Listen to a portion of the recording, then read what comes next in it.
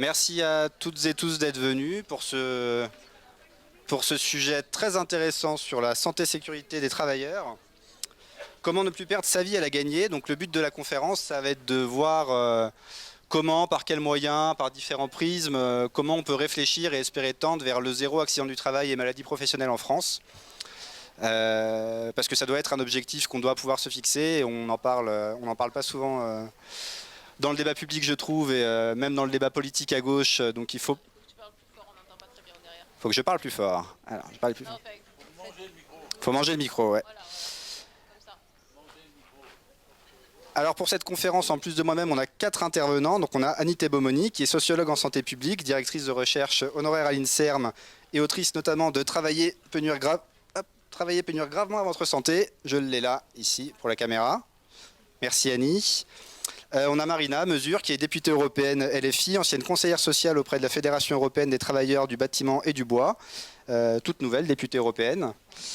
Merci Marina. On a Gérard Filoche, ancien inspecteur du travail, ancien responsable de l'aile gauche du PS et fondateur du parti Gauche démocratique et sociale. Merci Gérard. Et puis Frédéric Mau, qui est secrétaire fédéral de la Fédération CGT des salariés de la construction du bois et de l'ameublement, en charge de la santé au travail. Merci Frédéric. Et puis moi-même, Ulysse Molimar, représentant syndical à l'inspection du travail, militant France Insoumise, éco-rédacteur, hop là, on a eu chaud donc on s'est mis devant les tables, du livret programmatique de la France Insoumise sur le droit du travail, co-rédigé avec mes camarades Adrien Clouet, Dominique qui est là, Thomas Dessalles, je ne sais pas s'il est là, Anthony, et voilà. Donc si vous voulez, j'en ai plusieurs exemplaires, s'il y en a qui veulent en récupérer, au passage. Merci. Dominique Maréchaux, tout à fait. Vas-y. C'est vrai, bah voilà. Les cordonniers sont les plus mal chaussés. Un petit point sur l'actualité récente en termes d'accidents du travail mortel, parce qu'on en parle trop peu souvent. La semaine dernière, le 17 août, en Savoie, un ouvrier de 21 ans est mort sur un chantier de maison individuelle. Il est tombé du premier étage. En Vendée, le 8 août, un apprenti de 20 ans est mort dans l'incendie du garage où il travaillait, dû à une explosion de produits solvants. Le 8 août aussi, en Haute-Savoie, un chauffeur de poids lourd est mort dans son camion qui a pris feu suite à un accident de la route. Le 6 août, en Loire-Atlantique, un pompier est décédé lors d'une intervention de lutte contre un incendie. Le 3 août, à Bergerac, une usine Céveso a explosé, faisant 8 blessés, dont un grave. Le 2 août, un employé d'une coopérative agricole est mort enseveli sous 6500 tonnes de grains de blé sortis accidentellement d'un silo. Ou encore, le 30 juillet, un ouvrier est mort d'une chute de 5 mètres d'un échafaudage. Donc tout ça pour dire qu'il y a encore aujourd'hui beaucoup trop d'accidents du travail mortels et de maladies professionnelles mortelles. On a chaque année en France 1200 à 1300 morts du travail, 600 à 700 accidents du travail mortels, 300 accidents de trajet, entre 250 et 400 maladies professionnelles mortelles chaque année, soit plus de 3 morts au travail par jour en France et 25 morts par semaine. La France, selon Eurostat, qui a sorti les chiffres il n'y a pas longtemps, les chiffres de 2019, est la championne d'Europe en termes d'accidents mortels du travail pour 100 000 salariés. On a 3,5 morts au travail pour 100 000 travailleurs en France, loin devant l'Allemagne qui est à 0,8, l'Espagne à 1,8, l'Italie à 2,1 et même la Bulgarie, la Grèce, la Roumanie devant tout le monde. Les accidents du travail, mortels ou pas mortels, ont continuellement baissé en France depuis la deuxième moitié du XXe siècle, parce que meilleure réglementation, de plus en plus de contrôles et ainsi de suite. Et depuis une dizaine d'années, on constate que le nombre d'accidents mortels et d'accidents tout court réaugmente et que le taux d'incidence, c'est-à-dire le nombre d'accidents par salarié, a stagné. Donc là, on est sur un plateau, alors qu'on est toujours assez haut. Ça a arrêté de baisser, donc ça devrait nous interroger. Il devrait y avoir des politiques publiques qui devraient être menées contre ça. Les maladies professionnelles augmentent également. L'une des plus significatives augmentations concerne les TMS, les troubles musculo-squelettiques, et aussi les risques psychosociaux. On a 650 000 accidents du travail par an en France. 50% sont dus à des manutentions, port de charges lourdes et autres. 28% sont dus à des chutes de hauteur ou de plein pied. 8% à des dommages causés par des outils et machines.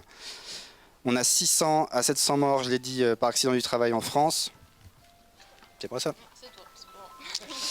Le risque routier est le principal risque mortel en France. Hop là. Entre 20 et 30% des morts sont dus au risque routier. Là, je parle d'accidents du travail et pas d'accidents de trajet. Donc les chauffeurs de poids lourds, par exemple. Les chutes de hauteur représentent aussi 15% des accidents mortels. La manutention manuelle, 13%. Les machines, 10%. Et dans les secteurs les plus touchés, celui qui est loin devant, c'est agriculture, sylviculture et pêche, les marins-pêcheurs étant la profession qui est la plus exposée au nombre de morts pour 100 000 salariés, 28 morts pour 100 000 salariés dans ces secteurs-là, 14 dans les transports et 13 dans le BTP. Et en valeur absolue, les secteurs les plus mortels sont le BTP avec 140 morts par an, l'industrie 130 et les transports 110. Pour les maladies professionnelles, on est à 50 000 cas reconnus par an, 50 000, soit plus de 130 par jour, c'est énorme. Entre 250 et 400 morts par an, dont la moitié sont liées à l'amiante. On va en parler notamment, je pense, avec Annie, du scandale de l'amiante. Il y a entre 5 et 7 morts par semaine de maladies professionnelles, donc quasiment un par jour. En majorité dans la métallurgie pour 30% et le BTP pour 22%. Il y a entre 1800 et 2000 cancers professionnels par an, soit 5 par jour, dont 75% sont liés à l'amiante, qui continue et qui continuera encore de faire des dégâts pendant des décennies.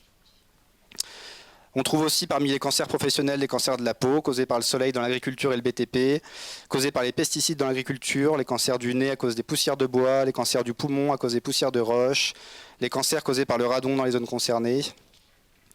90% des maladies professionnelles, pour le coup toutes, pas celles qui sont mortelles, sont des troubles musculo-squelettiques, ce qui va être le mal du XXIe siècle. Donc 45% entraînent des incapacités permanentes, tendinite, épicondylite, syndrome du canal carpien, maux de dos.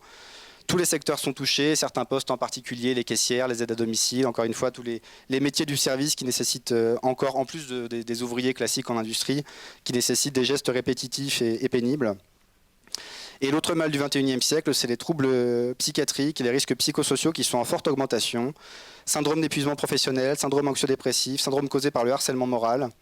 Pour la première fois en 2019, le nombre de maladies professionnelles psychiques reconnues par les comités régionaux de reconnaissance des maladies professionnelles a dépassé les 1000 par an, 1051 l'année dernière, en 2019, pardon, alors qu'on en comptait 422 en 2015 et 54 en 2010. Donc on a eu plus 150% des risques psychosociaux en 10 ans.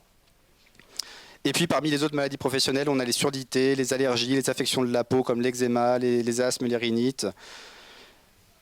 Tout un tas de maladies, donc 50 000 par an, encore une fois, c'est beaucoup trop. Et tout ça, ce ne sont que les chiffres officiellement comptabilisés, puisque tout n'est pas comptabilisé. On sait qu'il y a des non-déclarations et des sous-déclarations, notamment dans les maladies professionnelles. On sait qu'il y a des maladies qui vont rester dans le domaine privé, qui vont jamais être déclarées. Dans les accidents, on sait qu'il y a des secteurs, on sait qu'il y a des entreprises qui font tout pour ne pas avoir les déclarés, qui disent aux salariés de rentrer chez lui et de se mettre en arrêt maladie classique sans le déclarer, puisqu'il n'y a pas d'obligation. Enfin, on va dire que l'obligation n'est pas vraiment respectée pour les employeurs et qu'il n'y a un peu personne pour la pénaliser derrière. Donc pour cette conférence, il y a plein de pistes de réflexion qu'on a identifiées tous ensemble sur justement qu'est-ce qu'on pourrait faire pour tendre vers le zéro accident du travail et maladie professionnelle. Tout d'abord, renforcer les règles de sécurité et de prévention dans le Code du travail, créer une obligation générale de sécurité qui soit pénalisée dans le Code du travail et des obligations particulières de sécurité, car trop souvent les situations concrètes de danger échappent au droit. Il faut une réelle évaluation des risques et une réelle traçabilité des expositions, tu vas en parler aussi Annie, avec une pénalisation des employeurs en conséquence. Il faut réformer les incriminations pénales pour qu'elles soient mieux adaptées aux poursuites contre les employeurs qui ne respectent pas la santé et sécurité au travail.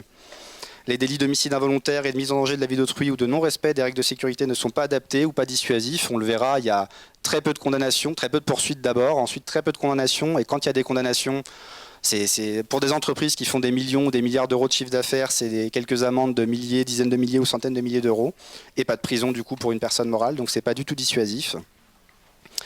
Faire de la poursuite des infractions en santé et sécurité au travail une priorité de politique pénale des parquets, puisqu'il ne suffit pas d'avoir une loi et des obligations à respecter, encore faut-il d'une part que ce soit contrôlé par l'inspection du travail ou par les enquêtes de police et surtout que ce soit poursuivi ensuite par les parquets. Trop souvent, les constats d'infraction à la santé et sécurité au travail finissent dans les... Enfin, voilà, nombre d'inspecteurs du travail peuvent en témoigner, finissent dans les poubelles des parquets et des procureurs un peu partout en France. Donc renforcer également les moyens de l'inspection du travail, puisque là aussi, il ne suffit pas d'avoir des obligations et des lois, encore faut-il avoir des gens pour les faire respecter sur le terrain, en nombre suffisant, avec des moyens, avec des pouvoirs, dont les constats seraient suivis par les parquets. Renforcer et réformer le régime civil d'indemnisation des accidents du travail et des maladies professionnelles, puisqu'en France, on a la particularité d'avoir un régime qui est un de ceux qui rembourse, qui indemnise le plus efficacement, on va dire, les salariés. Pas le mieux, mais le plus efficacement, parce que la réparation est automatique et forfaitaire. Mais par contre, on a un problème, c'est qu'il induit une déresponsabilisation et une dépénalisation totale des responsables, et il empêche également qu'il y ait une réparation totale des préjudices, ce qui fait que les Français ne sont pas non plus les mieux remboursés. C'est un système un régime qui a plus de 100 ans et qui devrait être réformé, qui aurait dû être réformé depuis longtemps, qui était en avant-garde à l'époque, en 1898, quand il a été créé, et qui maintenant est à la traîne. Il faut renforcer également les institutions représentatives du personnel et les syndicats, parce que c'est ceux qui sont en première ligne dans les entreprises pour être un contre-pouvoir aux décisions des employeurs sur la santé et la sécurité au travail. Les inspecteurs du travail ne sont pas toujours là, ne sont pas partout et n'ont pas tous les pouvoirs. Donc faire en sorte d'avoir dans toutes les entreprises des syndicats forts, avec des pouvoirs, avec des droits de retrait, avec des droits de veto pour empêcher que les accidents puissent se produire. Limiter ou interdire la sous-traitance qui sert à externaliser les responsabilités, qui sert à externaliser les risques et qui fait que quand il y a des condamnations, encore une fois, ça va être le petit sous-traitant qui va être condamné et pas le gros donneur d'ordre qui est derrière. Voir ce qu'on peut faire avec les protections apportées par le droit international et le droit européen. Là, c'est Marina notamment qui va intervenir dessus. Et puis réformer les diverses institutions qui sont chargées de la prévention en France, CARSAT, Médecine du Travail, INRS, ANACT et ainsi de suite. On a pas mal d'institutions qui sont chargées de pas mal de choses, mais surtout du déclaratif, on a un problème de la médecine du travail qui n'est pas indépendante en France, qui est lié au pouvoir patronal, qui est financé par le pouvoir patronal et qui ne peut formuler aucune injonction, aucun pouvoir de retrait, aucun pouvoir de changement dans l'entreprise. Donc il y aura aussi tout ça réformé. Voilà, je vais laisser la parole à nos 4 intervenants, en commençant par Annie. Attends, je vais te donner un micro. Tiens. Merci Ulysse. Bonjour à tous et à toutes. Moi, je vais intervenir en fait un peu en 2 temps. Tout d'abord pour reprendre un certain nombre de faits marquants, emblématiques de la mise en danger des travailleurs et des travailleuses sur les lieux de travail. Et puis, dans un deuxième temps, je reviendrai sur les pistes d'action dont Ulysse a déjà parlé, parce que je pense que c'est important de lier ce qu'on voit et comment réagir. Alors, une des premières choses sur lesquelles je voulais intervenir, c'est ce que nous appelons... Alors, je vais peut-être évoquer le fait que je suis à la fois chercheur en santé publique et santé au travail depuis très longtemps. Et j'ai des engagements également depuis très longtemps sur ces questions-là, dans le cadre de plusieurs associations, dont 2. L'association Henri Pézera, Santé, Travail, Environnement. Henri Pézera était un toxicologue qui a beaucoup travaillé, qui a été le lanceur d'alerte sur l'amiante. Et l'association fonctionne comme un réseau de soutien aux luttes pour la santé en rapport avec le travail et l'environnement. Et l'autre association dans laquelle je suis très active, c'est Ban Asbestos France, qui veut dire interdire l'amiante, qui fait partie d'un réseau international d'interdiction de l'amiante dans le monde. Et nous nous sommes battus pour l'interdiction en France. Et malheureusement, nous sommes très très loin d'avoir éliminé le risque amiante depuis l'interdiction qui a eu lieu en 1997. Donc, c'est au double titre de chercheur et de militante que je reprends ici un certain nombre de problématiques sur la santé au travail. Et pour moi, l'une des premières problématiques, c'est ce que nous appelons la désorganisation du travail par la sous-traitance et le travail temporaire. Pourquoi la désorganisation ? Parce que, en fait, l'objectif de la sous-traitance et du travail temporaire, c'est de faire en sorte que les donneurs d'ordre, ce que vient de dire Ulysse, les donneurs d'ordre n'aient pas à prendre en compte les conditions de travail sur le travail qu'ils ordonnent, évidemment, dans le cadre des contrats de sous-traitance. J'ai même vu des entreprises, j'ai beaucoup travaillé sur la sous-traitance dans la maintenance des centrales nucléaires, et une des entreprises avait une publicité disant, s'adressant aux donneurs d'ordre et disant « sous-traitez vos accidents ». Au moins c'est clair, hein. Ils sont là pour sous-traiter, pour endosser les accidents que les donneurs d'ordre ne veulent pas reconnaître comme étant liés à leur activité. Alors, un tout petit recul historique, parce que je crois que c'est important. En 1840, il y a une interdiction du marchandage de main-d'œuvre. Or, la sous-traitance et l'intérim, qu'est-ce que c'est si ce n'est du marchandage de main-d'œuvre? On fait un saut dans le temps jusqu'aux années 70. En 1972, il y a une légalisation de l'intérim parce que Manpower et d'autres grandes entreprises du travail temporaire ont commencé à investir le marché français du travail temporaire et que le gouvernement de l'époque considère qu'il faut légaliser pour donner un semblant de légalité à quelque chose qui est pourtant toujours interdit dans le Code du travail, à savoir le marchandage de main-d'œuvre. Et en 1975, c'est la légalisation de la sous-traitance, qui est une autre variante de marchandage de main-d'œuvre. À partir de là, alors tout ça a été habillé du terme de flexibilisation du marché du travail, que vous connaissez bien.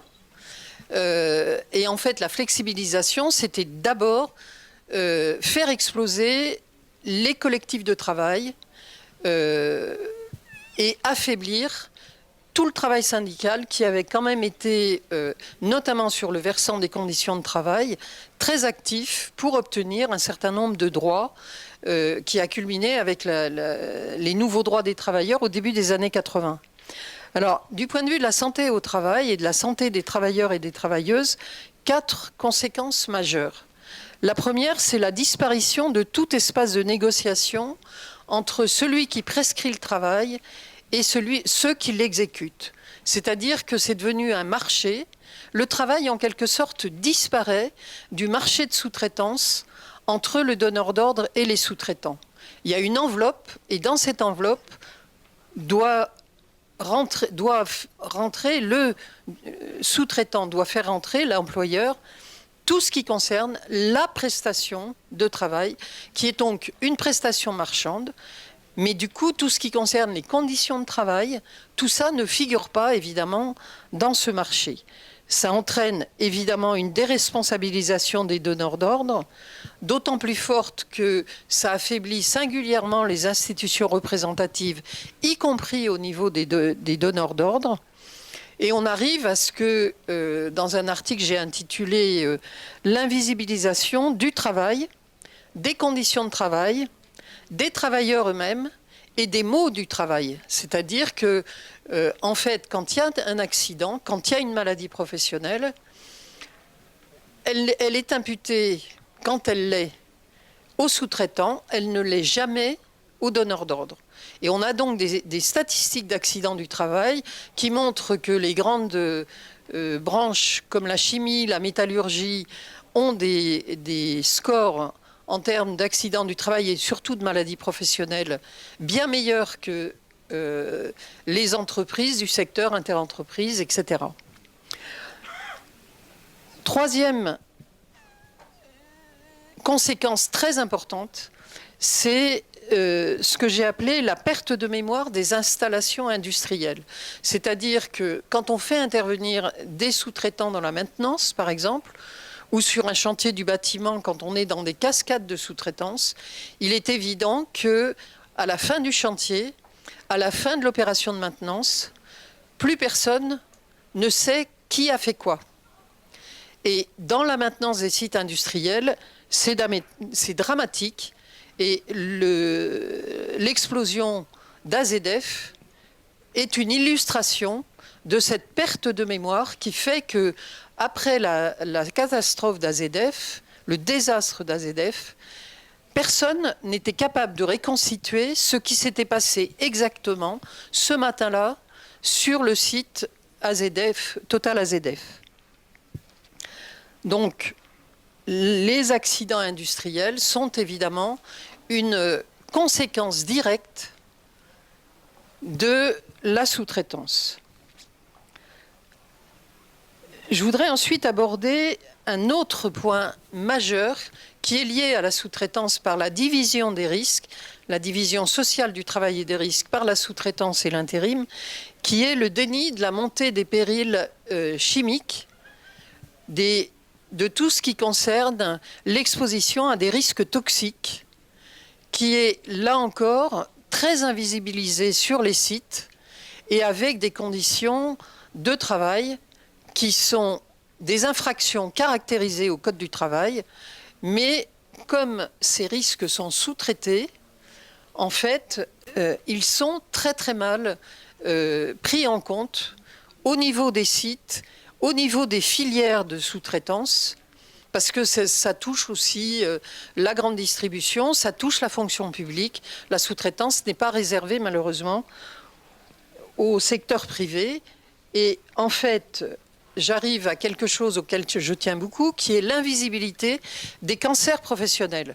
Les chiffres qui sont donnés par l'assurance maladie sont extraordinairement bas par rapport à la réalité de ce qu'est le cancer. Le cancer, actuellement, on est passé de 150 000 nouveaux cas par an en France dans les années 80 à 400 000 nouveaux cas par an.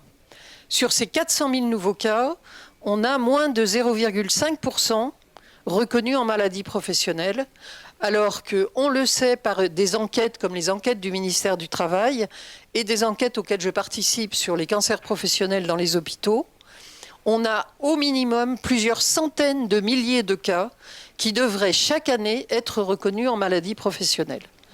Et je ne vais pas m'étendre, l'amiante est un peu l'arbre qui cache la forêt, parce qu'il y a des centaines, voire des milliers de substances toxiques qui sont identifiées au niveau du Centre international de recherche sur le cancer et au niveau de la législation européenne, qui ne sont pas du tout prises en compte dans les tableaux de maladies professionnelles. On n'a que 22 ou 24 maintenant peut-être tableaux de maladies professionnelles dans lesquels les cancers sont reconnus, mais c'est une infime minorité de ce qui devrait être inscrit dans les tableaux de maladies professionnelles. Et comme la santé des travailleurs est la sentinelle de la santé environnementale, c'est Henri Pézra qui disait ça, un autre symptôme par rapport au cancer est très inquiétant, c'est la multiplication des cancers d'enfants, avec des lieux où on commence à repérer qu'ils sont associés à des pollutions caractérisées. Je prendrai un seul exemple, celui de Sainte-Pazanne auprès de Nantes, où on a au moins 3 types de cancérogènes avérés, des cancérogènes chimiques avec des pesticides, mais aussi une entreprise de traitement de bois qui a utilisé des pesticides extrêmement dangereux, dont le lindane, qu'on retrouve dans l'école, des champs électromagnétiques avec des lignes à haute tension qui passent sous l'école, et plusieurs cas ont été repérés parmi les enfants de l'école maternelle, et enfin des problèmes de radioactivité, de radon également dans cette école. On est en train d'élargir un peu la recherche pour essayer de comprendre ce qui se passe, mais en quelques années, c'est 25 cas de cancer chez des enfants de moins de 15 ans. Donc là, il faut qu'ils arrêtent d'invoquer le tabac. Il ne faut pas faire porter au tabac plus que ses péchés. Déjà pour les travailleurs, c'est une honte qu'on ne regarde pas les cancérogènes professionnels. Mais pour des enfants, c'est encore pire. Alors les pistes d'action, je vais aller très vite parce que Ulysse en a déjà évoqué plusieurs. Je voudrais insister sur l'importance des mobilisations syndicales et associatives, parce qu'on sait que ces mobilisations, ça a été ce qui s'est passé pour l'amiante, mais il y a bien d'autres exemples au niveau local où l'alliance entre des syndicats, des associations, des scientifiques ou des professionnels de la santé au travail et des juristes permettent de faire bouger les lignes. Et là, je voudrais insister sur une revendication qui touche aussi l'aspect politique, c'est que les ordonnances Macron ont supprimé les CHSCT après de multiples réformes du Code du travail qui sont une honte pour notre pays, mais les CHSCT sont vraiment une une mesure extrêmement destructrice et contre laquelle il faudrait vraiment qu'on monte au créneau, à la fois du point de vue des revendications et des mobilisations, mais aussi au niveau politique. Je voudrais revenir aussi sur la modification du code pénal. Pourquoi est-ce que les cancers professionnels sont à ce point invisibles? Parce qu'il y a un délai entre le moment de l'exposition et le moment de survenue des symptômes. Pour l'amiante, pourquoi est-ce que les industriels ont pu aussi longtemps faire illusion avec la mystification de l'usage contrôlé de l'amiante? Parce qu'il faut plusieurs décennies pour que les cancers de l'amiante se déclenchent.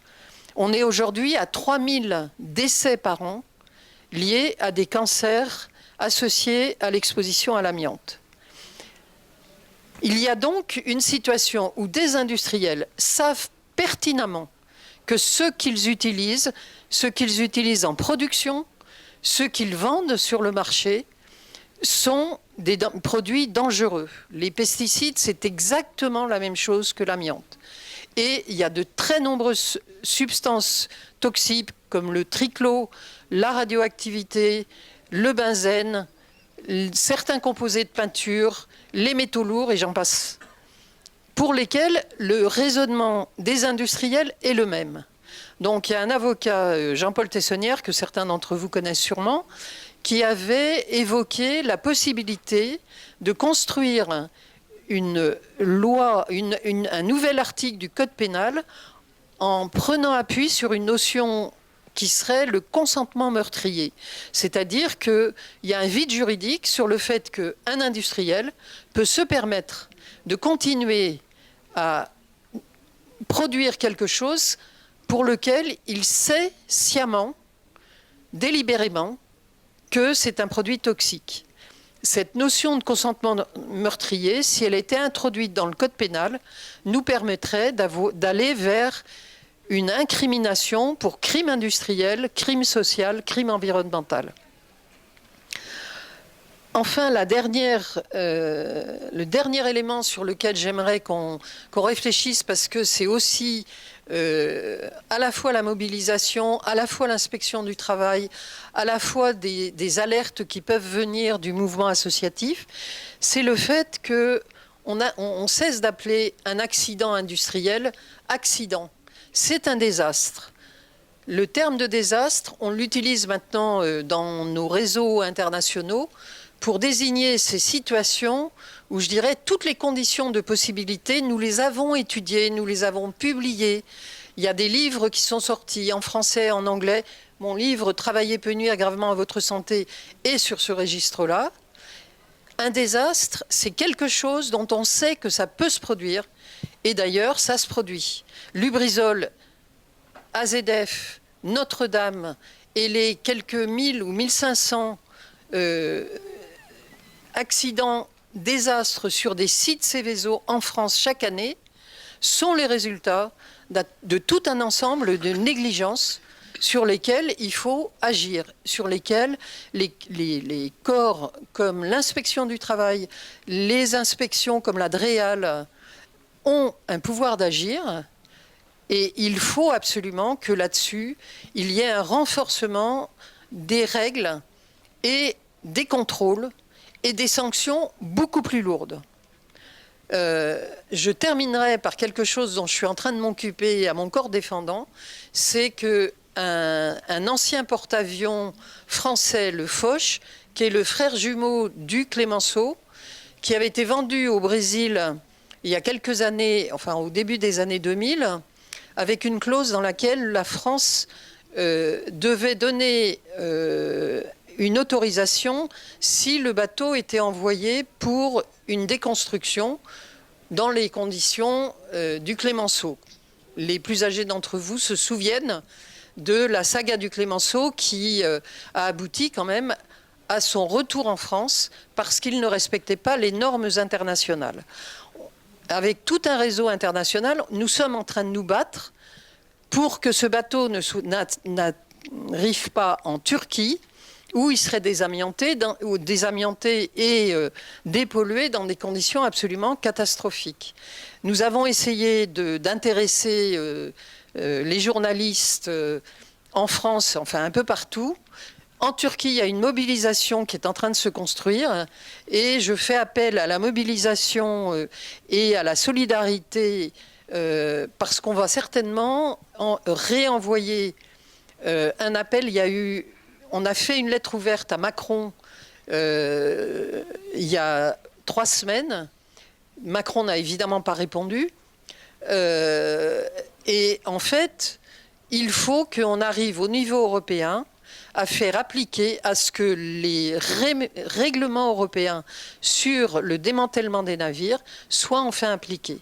C'est un bateau emblématique, une fois de plus, mais il faut savoir que là aussi, les conditions de travail sont des conditions de travail de travailleurs qui sont en sous-traitance de nos entreprises.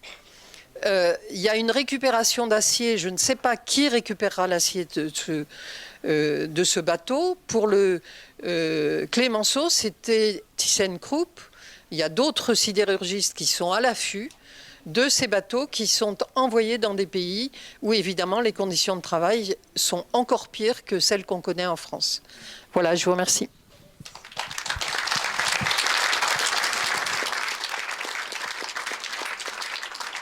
Merci Annie. Pour revenir sur ce que tu as dit par rapport au programme de la France Insoumise sur le sujet, dans le programme, on limite la sous-traitance à un seul niveau pour éviter justement tous les problèmes de sous-traitance en cascade. On rétablit évidemment les CHSCT, on leur donne un pouvoir de retrait des salariés qui seraient en situation de danger et un pouvoir de veto aussi sur toute décision de l'employeur qui serait contraire à la santé et sécurité du travail. Sur les cancers professionnels, on inclut aussi toute la liste du CIRC comme substance cancérigène dans les facteurs de risque de maladies professionnelles. Et puis pour l'histoire de Sainte-Pazanne dans le 44, on a au moins un député du 44 qui est là, Andy Kerbrat, que j'ai vu, je ne sais plus où il est. Andy, tu lèves la main? Il est parti? Ah, il est parti. Eh ben, peut-être qu'il t'a entendu, mais en tout cas, on pourra toujours en parler avec lui. Voilà. On a 3 députés dans le 44, donc qui pourront se saisir du sujet. Gérard, à ton tour. Oui. Tiens. Bonjour à toutes et tous. Merci de votre invitation. C'est la 2e année. J'y réponds avec plaisir. Merci pour tous ces chiffres, Ulysse, au début. Ça m'épargne. Je les avais tous là. Et j'allais les dire un par un. Donc, tu as tout dit, groupé. J'ajouterais un truc peut-être, il y a 700 suicides liés au travail chaque année. Et pas toujours reconnus, les suicides liés au travail. Je me souviens d'une réunion émouvante d'un CHSCT dans les PTT, parce que le salarié avait quitté son boulot, mais il était rentré chez lui se pendre avec un câble France Télécom. Et il contestait le fait que ce soit un accident du travail. La séance du CHSCT était une des plus éprouvantes auxquelles j'ai assisté, pour arriver à ce qu'il y ait une commission d'enquête et à ce qu'on fasse la part des choses pour que ça soit indiscutable que c'était lié au travail. Le 2e chiffre, parce que tout cela, il faut les mettre dans notre communication, mais l'OIT dit et répète qu'il y a 2 millions de morts chaque année liés au travail. Plus que par les guerres. Et il y a une espèce c'est pas un consensus, c'est un bourrage de crâne qui revient à dire qu'en gros, on n'est plus sous Zola. Il y a les mineurs, et puis aujourd'hui, c'est fini, parce que quand même, c'est moderne. On travaille plus autant, encore que... Et donc, c'est l'idée que tout ceci n'a plus l'importance que ça avait. Et alors, par contre, tous ceux-là qui disent ça sont prêts à s'attendrir sur les circonstances du passé, et à dire plus jamais ça, mais sans prendre aucune mesure qui soit concrète et applicable aujourd'hui. La naissance du Code du travail, c'est 1910, décembre 1910, et c'est suite, 4 années avant, à un choc émotionnel dans le pays à propos de la catastrophe de Courrières. Alors ça, tout le monde connaît, ou devrait connaître. Une fois, je me suis fait reprendre parce qu'on m'a dit, je disais c'est un coup de grisou. Non, c'est un coup de poussier. C'est pas un coup de grisou. Mais il y a quand même eu 1099 morts d'un seul coup. Et le patron avait laissé filer en disant qu'on va continuer le travail et refusé qu'on recherche les survivants. Alors, on était le 15 mars 1906 et le 31 mars, et le 30 et 31 mars, 14 survivants sont sortis par leurs propres moyens et un 15e le lendemain, alors qu'ils étaient considérés comme abandonnés et morts. Et le choc a été tel, enfin il n'y avait pas BFM TV à l'époque, mais le choc a été tel dans tout le pays qu'il y a des déclenchements de grève, une émotion considérable. Et en gros, l'idée, c'était plus jamais ça. La première fois que c'était formulé comme ça, face à un accident industriel de masse, dont la responsabilité de l'employeur était indéniable. Et c'est à partir de ce moment-là qu'il est né le principe, on va donner des droits et protéger les salariés face aux exigences des entreprises. En gros, c'est ça l'idée de base. C'est qu'on donnait soudainement la priorité aux humains sur l'entreprise. Philosophie générale, mais importante dans les têtes de millions de gens. Jusqu'à ce qu'un certain 15 septembre 2015, on ait un président de la République qui dise « Nous allons adapter les droits des salariés aux besoins des entreprises ». C'était François Hollande, avant la loi El Khomri, et ensuite Macron, Pénicaud, etc. J'avais dit à l'époque que Hollande faisait une trahison, pas seulement dans son propre quinquennat, mais sur un siècle d'histoire et de conception du droit du travail. Un siècle de progrès, plus ou moins, pour les maladies professionnelles, pour les accidents, pour la souffrance au travail. L'idée générale était que ça devait être le progrès à faire, que le Code du travail serait l'indice de tout progrès de civilisation. Comment on traite son salarié dans un pays, en fait, comment on traite les citoyens. Ce sont les salariés qui produisent toutes les richesses. On remet toujours les choses à sa place. Un patron ne donne jamais rien. C'est vous, il vous achète votre force de travail. Vous travaillez pour lui. Il fait le maximum de profit. Et le capitalisme, c'est la recherche du profit maximum. Il fait le maximum de profit sur vous. En fait, c'est vous qui le payez. Ce n'est pas lui qui vous donne quelque chose. C'est vous qui le payez. Et rétablir cette conscience, c'est rétablir l'idée que l'humain dans l'entreprise, c'est le premier. Ce n'est pas la variable d'ajustement ou la dernière roue du carrosse ou celui qui, de toute façon, vu qu'on est passé aux 35 heures, devrait bosser un peu plus. L'histoire de Courrières n'est pas seulement gravée dans les mémoires, elle est dans les principes de ce que nous défendons tous en droit et de ce que nous voulons faire progresser en droit et bien sûr en pratique. Parce que l'inspecteur du travail que je suis pendant 30 ans connaît la différence entre le droit et la pratique. J'ai toujours dit qu'il y avait un patron sur deux qui était un délinquant. Une fois, l'AFP m'avait repris. Il m'avait dit, vous êtes sûr, 1 sur 2 ? J'ai dit, oui, je me suis trompé, c'est plutôt 2 sur 3. Mais c'est de cette façon-là, parce que de toute façon, vous prenez les heures supplémentaires. Hein, il y a 2 patrons sur 3 qui ne les paient pas. Donc c'est un délit. Et puis ne pas payer les heures supplémentaires de ceux qui vous sont subordonnés, on peut tout de suite considérer que dans l'ordre des délits, c'est un délit particulièrement dégueulasse du point de vue moral. Donc dire qu'il faut défendre les humains, les salariés face à l'entreprise est le principe qui a été quand même en vigueur presque un siècle jusqu'à ce que les lois El Khomri récemment, et Pénicaud et Macron, et il nous en prépare d'autres pour la rentrée, ne cassent cela. Bon, là, première chose. Alors ensuite, je suis content quand Andy parle des cancers professionnels. Je vais faire une confidence, mais qu'il n'en ait pas une. Mon vieux père, menuisier, est décédé d'un cancer du sinus. On n'a pas dit qu'il avait un cancer professionnel, on a dit qu'il fumait trop. Mais alors que chez les menuisiers, la statistique est imparable. C'est les poussières de bois qui vous donnent ce type de cancer. Donc il est décédé sans avoir été une seule seconde reconnu comme les conséquences du travail qu'il avait fait en tant que menuisier toute sa vie. Et le tabac ne joue pas dans le cancer des sinus. Voilà, absolument. Alors, c'est quelque chose, parce que c'est plus les coups de poussier qui tuent, ou les coups de grisou. C'est les AVC et les accidents cardiaques. Et la totalité des morts de l'amiante, 3000 par an depuis 30 ans, on est à 100 000. C'est un chiffre qui est, quand vous le prenez de plein fouet, est absolument incroyable. Comment une société peut-elle ne pas parler tous les jours du fait qu'elle a 100 000 morts au travail dû à l'amiante, à un seul des premiers, je ne parle pas des autres. Hein. Et donc l'exposition au risque professionnel devrait être quelque chose de profond. Et il y a un petit site qui calcule tous les accidents au fur et à mesure. Là, on doit être à 250 depuis le début de l'année. En fait, on est 550 en fait, donc 300 chutes dans le bâtiment, t'en parleras mieux que moi. Et quand c'est pas des chutes, c'est de l'enfouissement. Et la plupart de ces accidents sont un principe de précaution élémentaire peut permettre de les éviter. Il n'y a pas de fatalité dans la mort au travail. Il n'y a pas de fatalité. Et la façon dont on n'en parle pas, dont c'est banalisé, dont il y a un petit entrefilet dans la PQR quand il y a un jeune qui meurt dans un accident du travail. Là, vous avez un jeune qui s'est encore tué sur son vélo à Deliveroo en livrant. De toute façon, c'est pas un accident du travail puisque son contrat est un contrat commercial. Et il n'est même pas censé avoir un contrat de travail.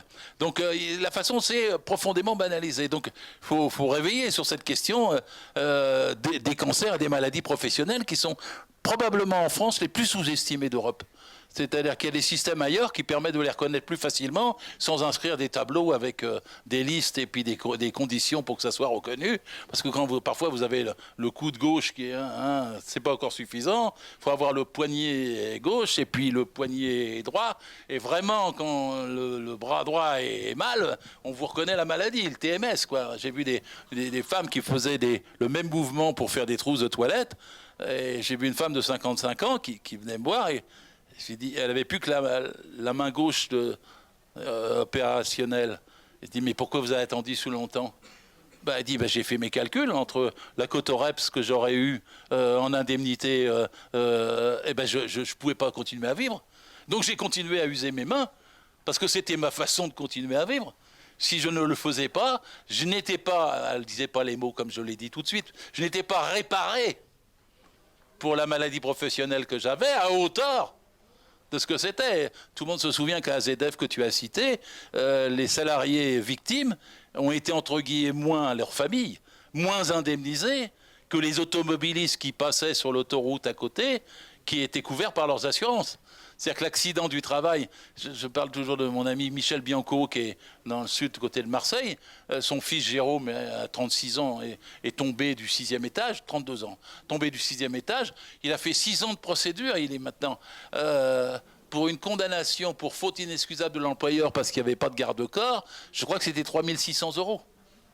C'est-à-dire que face à de si faibles condamnations et sanctions et à une si répréhensible pas complicité, mais silence dans le pays dès qu'il y a un accident du travail, vous ne verrez pas ça en une du journal télévisé, quoi. Même quand il y a eu 2 inspecteurs du travail tués, Poivre d'Arvor avait fait une brève à l'oral à 8h30 alors qu'il avait les images depuis le début du journal. Donc c'est la chose. Ensuite, après, deux choses, parce que la sous-traitance... Moi, je plaide depuis 30 ans maintenant pour que dans tous les programmes de gauche, et maintenant c'est dans la NUPES et je m'en réjouis, que tous les programmes de gauche incluent bien les choses. Un seul niveau de sous-traitance. À ma connaissance, ça existe déjà en Allemagne. 2, que le sous-traitant soit, le temps de la mission, aligné sur la convention collective du donneur d'ordre. Ça existe en théorie pour le gars qui fait un CDD. Je dis bien en théorie parce que je suis bien placé pour savoir que c'est violé. Mais en théorie, vous êtes CDD, vous êtes avec le même salaire que celui que vous remplacez et dans les mêmes conditions de convention collective que celui que vous remplacez. Pourquoi ne serait-ce pas le cas quand c'est une entreprise utilisatrice avec une entreprise intervenante? Et on peut aligner la convention collective, le temps de la mission, sur celle du donneur d'ordre. Ensuite, la façon dont le donneur d'ordre, ça tu l'as dit, doit être traité, c'est qu'il doit être responsable juridiquement, financièrement, économiquement et pénalement de tout ce qui se passe sous ses ordres. Bon, une seule fois dans ma carrière, c'était un mort par accident au CNAM. J'avais réussi à ce qu'il y ait 12 donneurs d'ordre. Il y avait toute l'échelle des donneurs d'ordre depuis le public qui avait initié les travaux. Ils étaient 12. Pour une fois, le juge avait entendu, il avait convoqué toute la chaîne de donneurs d'ordre. Mais ça ne se fait pas en temps ordinaire. Et donc ça ne peut pas être laissé à l'appréciation d'un juge au hasard d'une cour. Bon, et puis ensuite, après, il faut reconnaître ce qu'on appelle les unités économiques et sociales. Parce que souvent, alors ça c'est valable dans toutes les chaînes de... Enfin, moi je pensais souvent parce qu'il y a des maladies professionnelles chez les coiffeuses et les salons de coiffure tout à fait considérables avec les produits utilisés. Et vous prenez, pour pas citer Begin, si vous avez Begin comme coiffeur, ils doivent avoir 2000 antennes, mais ils sont 2000 établissements de moins de 10. Il n'y a pas de comité d'entreprise, il n'y a pas de délégué du personnel, il n'y a pas de comité hygiène-sécurité, il n'y a aucun moyen parce qu'ils sont tous franchisés. Donc il faut facilement reconnaître ce qu'est une unité économique et sociale. Si vous donnez à l'inspecteur du siège la responsabilité de reconnaître c'est un système économique. Alors, le juge peut donner un avis contraire, mais du coup, c'est plus facile. Aujourd'hui, c'est très difficile de faire reconnaître une unité économique et sociale. Même à McDonald's, nationalement, c'est pas encore fait. Donc ça c'est un système pour combattre la sous-traitance qui est génératrice de tout ce que tu as dit, Annie. Et après, je voulais parler, puisqu'on est d'actualité, sur la chaleur. C'est extraordinaire, les médias en ce moment. Et vous avez tout, la canicule. Là, aussitôt, on vous pose soit la fontaine du Trocadéro, soit quelqu'un qui souffre beaucoup et qui va se rafraîchir.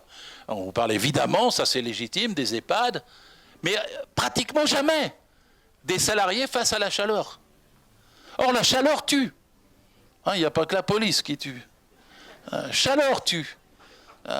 Et donc la chaleur, alors j'ai étudié parce qu'en 2020, il n'y a que 12 morts reconnus par la chaleur en France. C'est-à-dire coup de chaleur, dont un Colombien, c'est Terra Fundis, qui était venu, qui ramassait des melons dans les Bouches-du-Rhône. Et c'est des sylviculteurs et puis des agriculteurs. Et puis au total, 12 morts sont clairement morts de la chaleur au travail. La vérité, c'est que c'est plus. La vérité, c'est que c'est plus, et dans le bâtiment et ailleurs. Cet été, j'étais chez un ami qui est conducteur de travaux. Il me dit, oui, mais ils ont pris des mesures. Ils ont interdit maintenant qu'on ait des manches courtes et qu'on ait des shorts. Et donc, pourquoi ? Comme ça, vous n'avez pas de cancer de la peau. Évidemment, ça va bien en phase de canicule. De prendre des mesures de ce type. Et alors, je me suis fait allumer en début d'été parce que j'ai dit, au-dessus de 35 degrés, personne ne travaille plus. Et ceux qui sont dans la construction savent que 35 degrés, c'est largement dépassé et souvent. Comme inspecteur de travail, il m'est arrivé de rentrer, non seulement dans les chantiers, mais dans une cuisine de restaurant, et comme c'était à 50 degrés, d'avoir la chemise qui fondait immédiatement. Et comment vous voulez vivre longtemps dans une chaleur à 50 degrés ? Parce que vous avez des bons cyniques sur les réseaux qui vous disent « Mais comment ils font en Afrique et en Espagne ?» Ils meurent plus tôt. Ils meurent plus tôt. Ah oui, mais ils adaptent les horaires. Oui, on peut adapter les horaires. Ah oui, mais dans certains cas, ils réduisent. Oui, on peut réduire les horaires. Et je m'étais fait allumer parce que j'ai dit en Allemagne c'est 35 degrés. Alors j'ai eu droit à Lib et Intox, je sais plus quoi, France Info, etc. qui m'ont fait début juin une leçon de ce qu'était le droit du travail allemand. Alors même si j'avais un faible connaissance en allemand, je me suis quand même fait traduire l'ordonnance, avec le numéro de l'ordonnance que je leur ai envoyé, qui dit que là-bas, il y a des mesures à 28 degrés, à 30 degrés et à 35. Qu'à 28 degrés, il y a plusieurs choses que vous pouvez faire, c'est adapter les horaires, réduire les horaires, faciliter, si vous êtes en bureau, la climatisation inclus, mais faire qu'on travaille dans... Et à 30, il y a des mesures supplémentaires en termes de réduction d'horaire qui sont prises. Et à 35, alors c'est vrai, tout salarié au-dessus de 35 peut se retirer avec un droit de retrait sans être mis en cause. Et vous avez là les sources d'une législation, mais dans le cas du travail français, il n'y a plus de chiffres. Ça remonte à la recodification. Il y avait le port des charges, ils avaient même enlevé les kilos. Parce que vous disiez avant, vous aviez un paquet de ciment de 25 kilos, c'était interdit plus. Ils ont enlevé, ils ont dit « Ah, ça s'apprécie ». Parce que vous avez des hommes forts qui peuvent porter des... Voilà, et vous avez parfois des femmes, elles sont moins fortes, n'est-ce pas? Et 25 kilos, c'est encore trop lourd. Donc, vaut mieux pas mettre de chiffres pour laisser au juge apprécier. Et moi, je suis pour un chiffre, une valeur limite d'exposition, même s'il y a un risque. Parce qu'après, vous pouvez saisir le juge. Tandis que sinon, si vous laissez tout ça, une chaîne d'appréciation qui va du contremaître au chef de chantier, au patron et au juge inclus, eh ben vous n'avez pas les éléments d'appréciation. C'est pour ça que je soutiens l'INRS qui dit qu'au-dessus de 33 en France, on ne doit plus travailler, 33 degrés. Vous avez la CNAM nationale qui dit 34. Tout ça, c'est discutable. Pourvu qu'il y ait une loi. Pourvu qu'il y ait une loi auquel on peut se raccrocher ensuite et faire référence. Alors je sais bien que la loi ne fait pas tout, parce que vous êtes largement au-dessus, ou vous pouvez être en dessous, mais souffrir quand même. Mais un chiffre, ça permet de voir où on met une limite et d'avoir une référence pour dire non, on ne peut pas travailler dans n'importe quelle condition sous la chaleur. Et quand on dit qu'aujourd'hui les canicules se répètent, eh ben alors il faut prendre des mesures pour les salariés. Madame Borne, Monsieur Dussopt, que font-ils? Pourquoi ne légifèrent-ils? Pourquoi n'y amène-t-il pas un débat dans les médias? Parce que les centrales, la CGT fait, tu vas en parler, des appels. Mais pourquoi n'y a-t-il pas un débat sur les conséquences pour 30 millions de salariés, car nous sommes 30 millions, de ce que la canicule et le réchauffement climatique va produire? C'est l'adaptation de tout le travail qui est en jeu. Et ça commence bien par, à mon avis, un chiffre. Et une discussion sur le chiffre. Et pourquoi? Et pourquoi on ne peut pas supporter d'avoir le corps humain soumis au travail à des chaleurs pareilles? Donc je le dis parce que c'est un des projets de loi qui est... On est encore en plein été et on ne va pas aborder les années qui viennent sans avoir mis ces choses-là à l'agenda, à l'ordre du jour. Je dis bien, on est 30 millions de salariés. Et les gens, vous savez, il y a des articles qui vous disaient qu'il n'y a plus de salariat à mon œil. En 1910, il y avait 3 millions de salariés. En 2010, il y a 30 millions de salariés. Il y a 30 millions qui n'ont que leur force de travail à vendre. De l'ingénieur au balayeur. De l'ingénieur au balayeur. Ils sont tous soumis à des règles terribles de travail, quel que soit le cas. Et leur écart de salaire, finalement, il est assez court, puisque 98% des 88% de salariés gagnent moins de 3 200 €. Les salaires ont été compactés dans les 60 dernières années.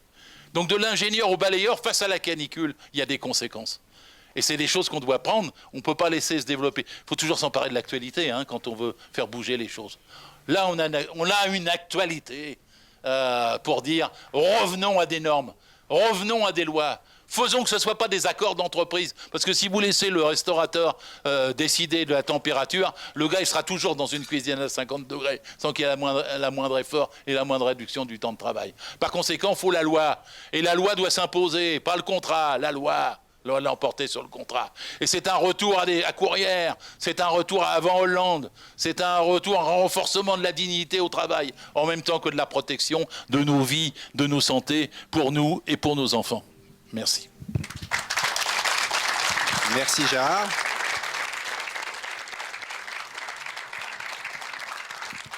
Frédéric, à ton tour. Ah ouais, comme ça, direct après Gérard. Alors, moi, modeste, je suis qu'un gars de chantier au final. Après un bac-10, c'était CRS ou chantier, on a pris l'honorable. Voilà, alors vous m'excuserez pour...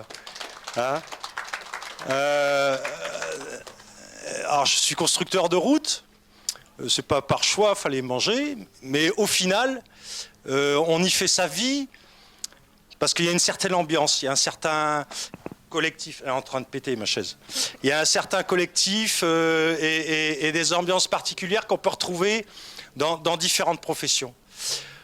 Alors je vais reprendre une formule alors je suis très bâtiment travaux publics, je vais reprendre une formule de Marion Ménage qui est une avocate qu'on a chez nous à la fédération et qui est en charge des dossiers des morts au travail dans le champ BTP. On est en moyenne sur 80 dossiers par an. J'aime bien sa formule parce que elle a dit c'est un 747 qui s'écrase par an, uniquement dans la branche bâtiment travaux publics, sans aucun survivant, 747 plein. La sous-traitance, vachement intéressant, parce qu'en plus on a eu une péripétie avec Marina il y a quelques années sur Dunkerque, parce qu'il y a sous-traitance et la collusion, voire la complicité aussi entre le grand patronat industriel français et le grand banditisme européen. L'Ukraine, c'est Champagne, hein. Parce que là, le nombre d'Ukrainiens qu'on a et qu'on retrouve sur les chantiers, aujourd'hui, il y a encore eu un décès, donc on travaille avec les consuls concernés, sauf que là, le consul ukrainien, il est un peu pris. Enfin voilà, il y a d'autres. Mais la filière des réfugiés sous les guerres, ou la filière des salariés détachés, on retrouve les mêmes au niveau des passeurs et tout ça. Et c'est du grand banditisme. Enfin, le chantier du méthanier de Dunkerque, enfin, c'est pas le truc du coin qui était maîtrise d'ouvrage, c'est GRDF. Enfin, c'est pas, voilà, on est dedans. Donc c'est un 747. Il n'existe aucun recensement en France sur la sinistralité des salariés détachés. Ça n'existe pas. Les seuls indicateurs que l'on possède, France, je ne parle pas d'Eurostat, France, qui est donc délivré par la CNAM, il faut que le salarié soit au régime général. Alors tout ce qui est ubérisé, auto-entrepreneur, salariés détachés, etc., bon, ben, du coup ça passe sous silence. Nous, la formule qu'on emploie, et puis on attend d'être traduit en diffamation, mais il n'y a pas moyen, c'est que le carnage il est invisible et gratuit. Bon, et ça pose pas de problème à grand monde, a priori, suffisamment. La banalisation de la mort au travail, ça a été dit, mais enfin, nous, on est confrontés aux familles. Enfin, moi, je suis en charge de défendre les intérêts, soit des victimes, soit de leurs ayants droit par ma fédération. Alors, c'est pas mal parce que c'est riche. Après, il y a des chocs psycho où on n'est pas forcément préparé, mais en termes de rencontres, c'est riche. Et l'anonymisation des victimes est insupportable pour les familles. Insupportable. Là, il y a encore eu hier, j'ai un gamin, 19 ans, est tombé du toit. Je regarde l'article, enfin, c'est 2 lignes, il y a 10 mots, quoi. Enfin, on n'a pas le nom de la boîte, on a à peu près le département, on a l'âge du gars, alors que dès qu'on a un bleu qui dessoude, c'est garde-à-vous national, quoi. Enfin, il y a un moment donné, nous on est 200 morts par an, l'armée française, alors ça me gêne tout le temps un peu, mais c'est plus pour mettre en perspective, parce que c'est aussi une tragédie, mais l'armée française était en conflit pendant 10 ans en Afghanistan, c'est 78 décès, c'est dramatique, mais c'est 78 décès. Nous on est entre 200 et 250 par an.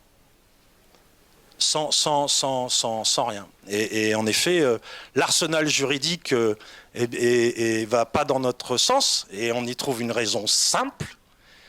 Pour la réalisation d'ouvrages dans le bâtiment, à 50%, c'est de la demande publique. Et pour les travaux publics, la maîtrise d'ouvrage, donc c'est la sphère publique, hein, c'est nos impôts, et les gouvernements qui décident, collectivités locales, etc., régions et tout, etc., c'est 75% de l'activité. Donc le législateur va quand même avoir du mal, je suis d'accord, hein, sur tout ce qui a été dit, et c'est ce qu'on leur oppose, mais le législateur va quand même avoir du mal à pondre des lois pour engager sa propre responsabilité en tant que maîtrise d'ouvrage. Et là, le serpent se mord la queue. C'est pour ça qu'on passe sous silence.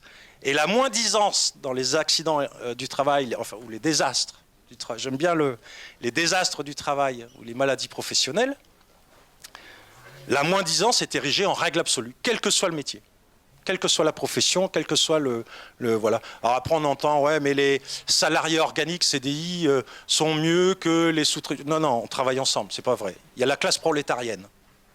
Et après il y a les, je mets les gros guillemets, les élites, selon où sont bien nés, pas bien nés, etc. Donc c'est là où il y a un exemple, hein, la condamnation, la blague de condamnation de Bouygues sur l'EPR Flamanville. Cette espèce de centrale qui nous coûte la peau des fesses, qui ne marche toujours pas, et il y en a encore pour 1000 ans. Alors il y a eu beaucoup de morts, mais ça n'a pas été jugé là-dessus, parce qu'on n'a pas eu de plainte. Nous, on voulait y aller, puis il n'y a pas eu de plainte des familles. Je pense qu'il est passé derrière, ils arrosent, hein, c'est une pratique qu'ils font souvent. Bon, là, les familles ont accepté l'argent, parce que derrière, il faut manger. Enfin, il y a ça aussi. Il a juste été condamné pour la fraude aux salariats non déclarés, etc., etc. Mais c'était en millions, hein, URSSAF, tout ça. C'était en millions. Hein. Il se fait condamner en première instance, il se fait condamner en appel à hauteur de 29 500 € sur l'argumentaire du magistrat qui stipule « Le groupe est trop gros. Si je condamne Bouygues au-delà de 30 000 €, ce groupe ne pourra plus répondre aux appels d'offres publics.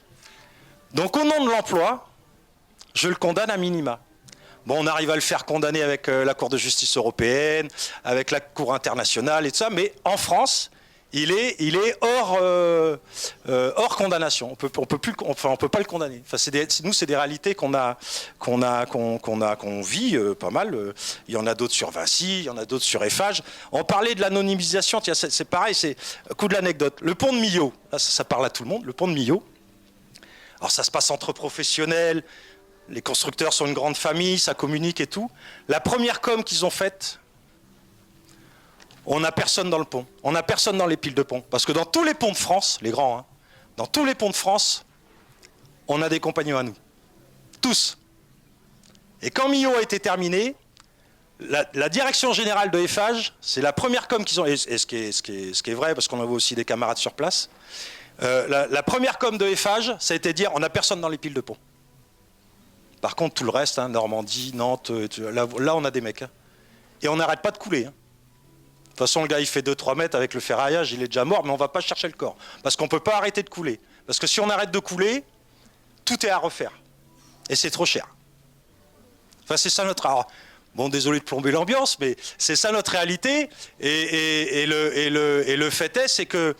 Enfin, ce qui est dramatique, c'est que c'est inscrit dans notre culture. Ça constitue notre fond d'écran.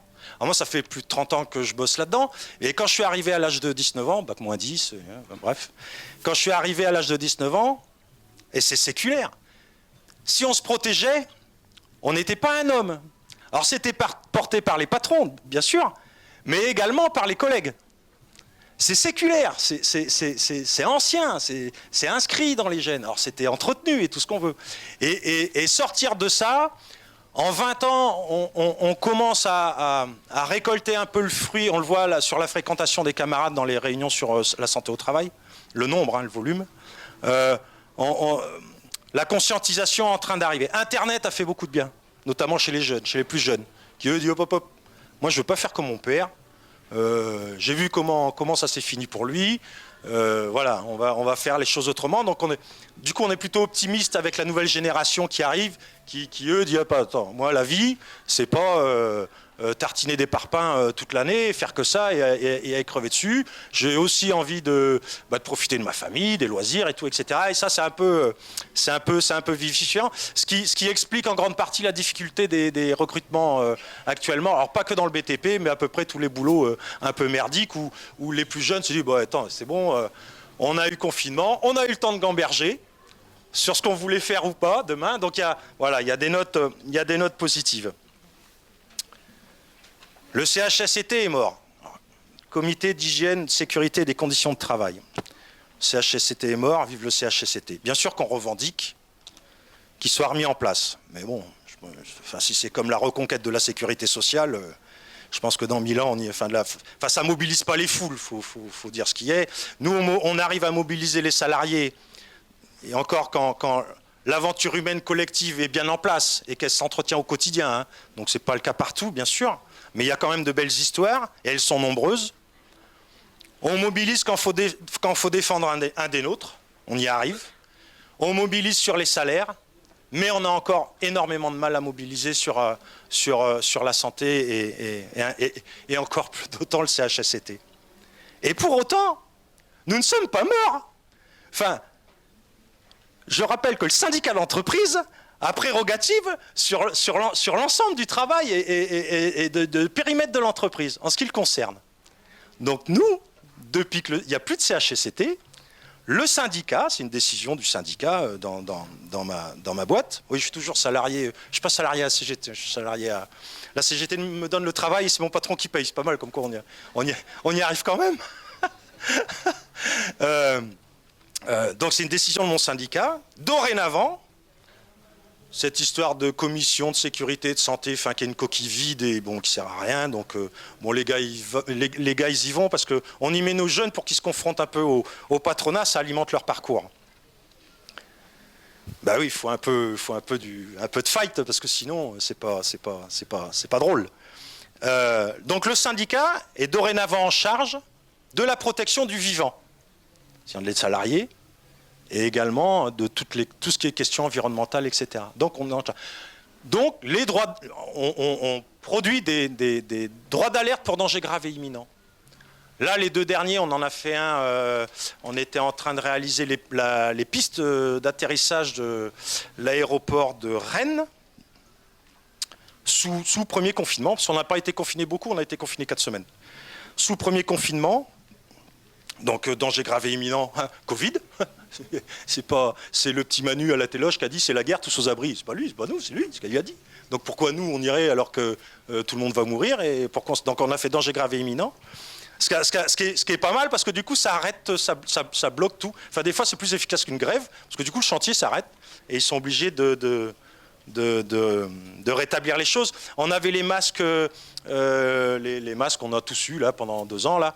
Alors nous les nôtres, c'était, alors je sais plus comment c'est pas Bachelot, non pas Bachelot. C'était les masques grippe aviaire. Ils étaient périmés depuis 2012. En fait, ils avaient restocké le milliard de masques qu'elle avait commandé pendant la grippe aviaire. Du coup, ils ont pété ça dans les entreprises partout. Et du coup, on a récupéré ça. Alors, il tenait pas parce que l'élastique était pourri. Ça arrêtait pas de se casser la gueule et tout. On a plein multi-expositions chimiques. Hein. Je suis dans le bitume, dans le machin. Enfin, 10 000 molécules chauffées à 160 degrés. Enfin, on mourra, nous, jeunes. On sait. C'est fait. On a du mal à passer 65 ans. On a 7 salariés sur 10 qui n'arrivent pas à 60 ans d'activité. Et en général, 65 ans, c'est compliqué à aller au-delà. Mais bon, ça ne nous empêche pas de boire des canons et de se fendre la gueule. Donc là, le chantier s'arrête. Le lavage des bleus. Alors du coup, le prestataire du lavage des bleus, comme c'était confiné, du coup, les gars, ils ramenaient leur bleu de travail à la maison, histoire de contaminer la famille, qu'on soit tous ensemble et voilà, qu'on fasse ça en beauté. Donc voilà, alors, le droit d'alerte, il était non seulement justifié, il était porté. Ce qui était, enfin nous, la nouveauté, c'était pas l'entête du CHSCT, puisqu'il n'existait plus. C'était l'entête. Alors moi je suis à la CGT, on a des croix qu'on mérite. Hein. C'était l'entête du syndicat. Et c'est passé comme une lettre à la poste.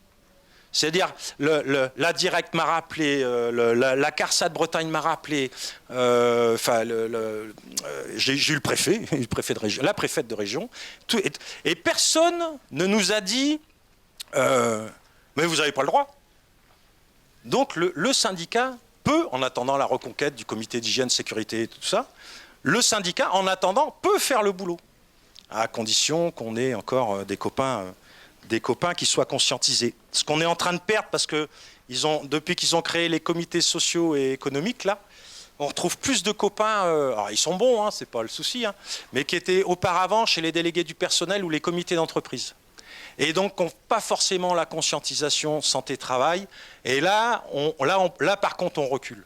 Là, alors, ils sont bons hein, dans leur domaine, économie, puis il faut. Hein. Mais là, par contre, sur le sujet qui nous préoccupe, là, on est en train de perdre de notre point de vue pas mal de choses. Tu me dis, Ulyssa, après. Hein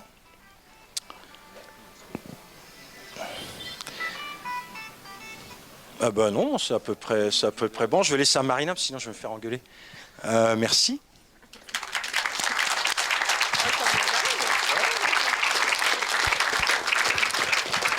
Merci Frédéric, vas-y Marina. Oui, effectivement, et je vais essayer d'être bref pour que vous puissiez aussi vous intervenir, parce que l'idée c'était aussi d'avoir un débat collectif, donc que vous puissiez aussi poser des questions ou témoigner, parce que je sais que ce sujet nous touche toutes et tous, et donc c'est important qu'on puisse échanger. Bon, beaucoup de choses ont été dites. Moi, c'est vrai que déjà je remercie Ulysse d'avoir porté cette conférence, parce que ce sujet est fondamental. Et il nous concerne, comme je le disais, vous avez tous dans votre famille, dans vos amis, des personnes qui sont concernées par ou vous-même évidemment, concernés par la problématique de la santé et sécurité au travail. Et pourtant, effectivement, de voir comme elle est traitée médiatiquement, bon, comme le disait Fred à juste titre, quoi, quand vous voyez la mort d'un jeune de 19 ans, là, il y a 2 jours, relégué au fait divers, quoi. C'est un fait divers, un jeune de 19 ans qui perd la vie au travail. C'est hallucinant. Et c'est comme ça, de manière systématique, tout le temps, c'est dans les faits divers, on ne se questionne jamais de pourquoi ce décès. À un moment donné, est-ce que, on va dire effectivement quel équipement il avait, quelle cadence, on a demandé aux travailleurs, les questions quoi, de fond, on ne les pose jamais. Donc effectivement, voilà, vous l'avez tous mentionné, mais moi je le mentionne aussi, quoi, la question de l'invisibilisation de cette problématique est catastrophique. Et donc c'est bien qu'on ait cette conférence. Aussi, pourquoi ? Parce que à un moment donné, quand Macron, parce que on n'a pas parlé, mais quand Macron a commencé son mandat, le premier, la première chose qu'il a dite, c'est on avait un compte pénibilité. Parce que justement, c'était pour permettre à des travailleurs, comme tu le disais, qui ne passent pas à 60 ans, de partir de manière anticipée à la retraite. Ça veut dire si vous avez des critères de pénibilité, vous pouvez partir un peu plus tôt à la retraite. Eh bien, Macron a sucré plusieurs critères de pénibilité et est revenu sur la terminologie compte pénibilité en disant « Non, mais on ne peut pas parler de pénibilité au travail parce que sinon, ça voudrait dire que le travail est pénible. » Bah oui. Alors peut-être pas à la banque Rothschild, mais oui, le travail est pénible. Oui, il y a des dangers auxquels font face les travailleurs tous les jours. Et il a continué, hein, si vous voyez à chaque déclaration, oui, ce sont les chefs d'entreprise qui prennent les risques. Ben non, c'est le gars sur le chantier qui prend des risques, qui perd sa vie au travail. Donc non, c'est vraiment la sphère médiatique et évidemment derrière le politique qui a visé à invisibiliser cette question-là pendant de nombreuses années. Donc c'est bien que nous, elle redevienne centrale dans nos discussions et que nous en parlons autour de nous parce qu'il y a des combats importants à mener sur cette problématique-là.